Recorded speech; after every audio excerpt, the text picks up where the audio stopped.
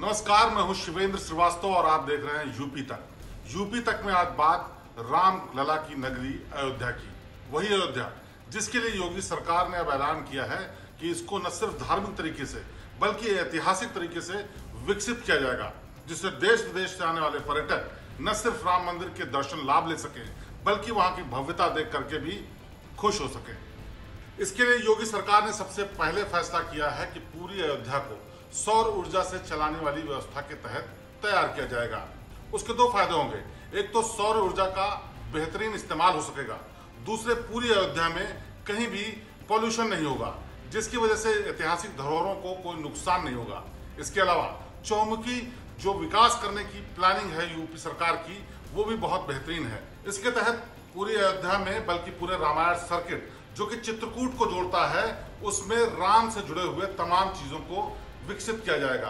राम के जीवन से जुड़ी हुई तमाम धार्मिक चीजों को भी डेवलप किया जाएगा। इसके अलावा चित्रकूट से लेकर अयोध्या तक तमाम ऐसे इंतजाम किए जाएंगे जिससे श्रद्धालु जो आएंगे वो अपनी श्रद्धा के हिसाब से चीजों के दर्शन कर पाएंगे।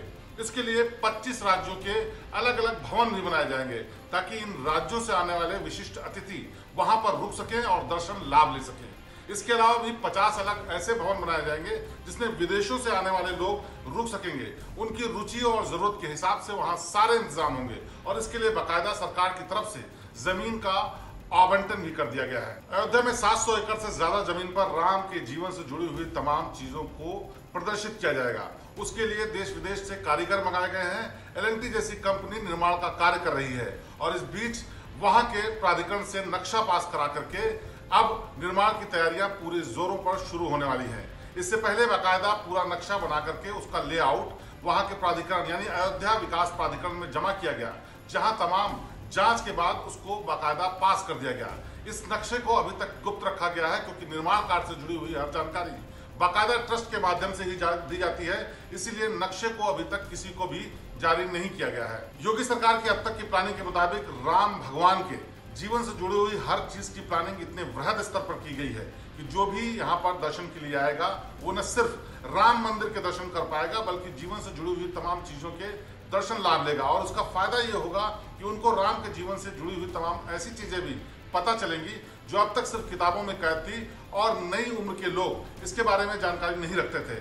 देश विदेश से आने वाले लोग भी इस बारे में जानकारी लेकर के तमाम ऐसी चीजें जान सकेंगे जो कि राम के जीवन से जुड़ी हुई हैं और इसका फायदा ऐतिहासिक धरोहर के साथ साथ धार्मिक धरोहर के रूप में भी भारत देश को होगा। अभी तक अयोध्या में 258 करोड़ रुपए की विकास परियोजनाएं चल रही हैं, जिसमें अयोध्या की तमाम सड़कों, दीवारों, बिल्डिंगों की मरम्मत का कार्य करने का बजट पास किया गया है। लेकिन सरकार ने यह भी कहा है कि अयोध्या को अद्भुत रूप देने के लिए जितने भी बजट की जरूरत पड़ेगी उसमें सरकार कोई भी कमी नहीं करेगी और इसके लिए आगे का खाका भी तैयार कर लिया गया है।